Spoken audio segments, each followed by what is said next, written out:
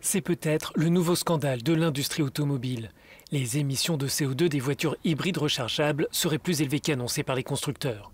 Une étude de l'ONG Transport et Environnement sur les 3 modèles les plus vendus cette année révèle une pollution supérieure de 28 à 89% par rapport aux chiffres avancés par les entreprises.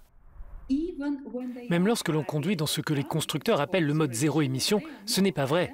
Et c'est ce que nous montrons, car la puissance électrique, le moteur électrique du véhicule est trop petit ou trop faible. Il n'y a pas assez de puissance.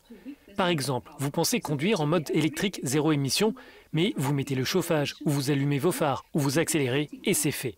Le moteur se met en marche et il y a des émissions de CO2. L'ONG assure qu'il s'agit du prochain grand scandale après l'affaire en 2015 du Dieselgate, qui avait révélé les falsifications réalisées par Volkswagen sur les émissions de certains véhicules. En réponse à une question d'Euronews, le porte-parole de l'Association des constructeurs européens d'automobiles réfute la validité de cette étude. Nous nous interrogeons sur la méthodologie de cette enquête qui analyse les véhicules seulement sur de longues distances, ce qui n'est pas représentatif de l'emploi des modèles hybrides rechargeables.